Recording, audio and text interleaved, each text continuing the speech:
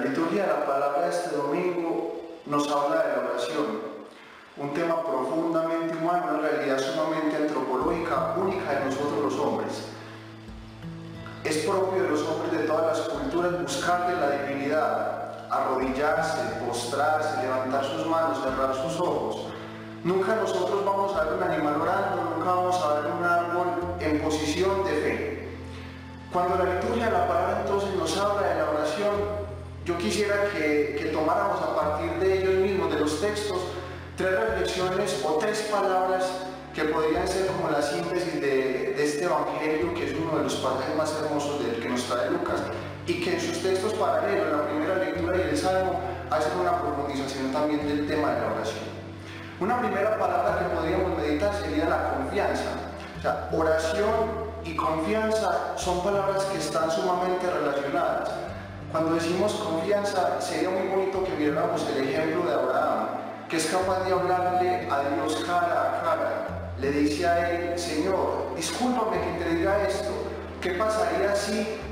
Todo es referente al texto del diálogo que tiene Abraham con Dios antes de la destrucción de Sodoma. Y Jesús, cuando nos le dicen: Maestro, enséñanos a orar, él dice: bueno, cuando quieran orar, digan: Padre nuestro. Entonces, el clima de oración, la primera característica de la oración que nos quiere enseñar este domingo, es que la oración con Dios tiene que ser un ambiente de suma confianza.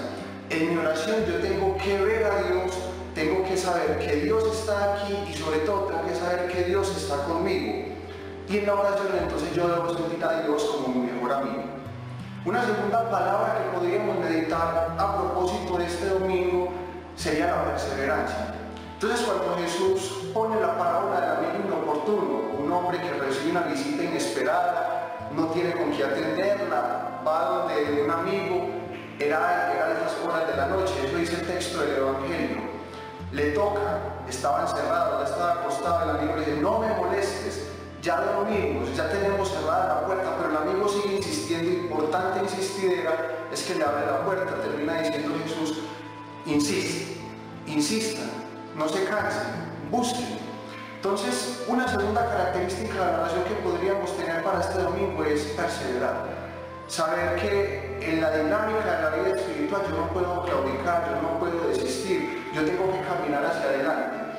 Con seguridad nosotros en la vida muchas veces hemos iniciado una intención en la oración, nos hemos propuesto orar por algo, pero a una semana, a un mes o a un año, nuestra intención, nuestras fuerzas se van agotando, nuestro ímpetu se va desvaneciendo.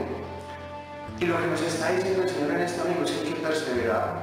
Toda nuestra vida tiene que ser un constante orar. Puede que la intención que tenga hoy no es la misma que tenga hace 10 años, pero durante estos 10 años tuve que haber orado, tuve que haber tenido una intención en particular, que la misma oración me haya dado respuestas. Y finalmente, una tercera palabra que nos puede enseñar este domingo es fe. Cuando uno en fe ora, sabe que a pesar de mi pecado, que a pesar de mi incapacidad o a pesar de lo mucho que me cueste orar, yo estoy en disposición de orarle a Dios porque es mi realidad, soy humano. Y en fe yo sé que Dios me escucha y en fe yo sé que Dios me responde.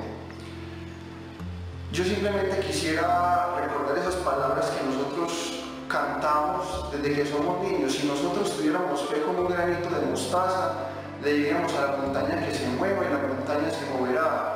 Le diríamos a los enfermos que se sanen y los enfermos se sanarán, o a las familias que se amen y se amarán. Nosotros en fe tendríamos que saber que todo lo que le pidamos al Señor se cumplirá. Busquen y encontrarán. Toquen y se les abrirán. Eso es lo que nos dice Jesús. Y nosotros en fe debemos tener presente que todo lo que en nuestra oración dirijamos se va a cumplir.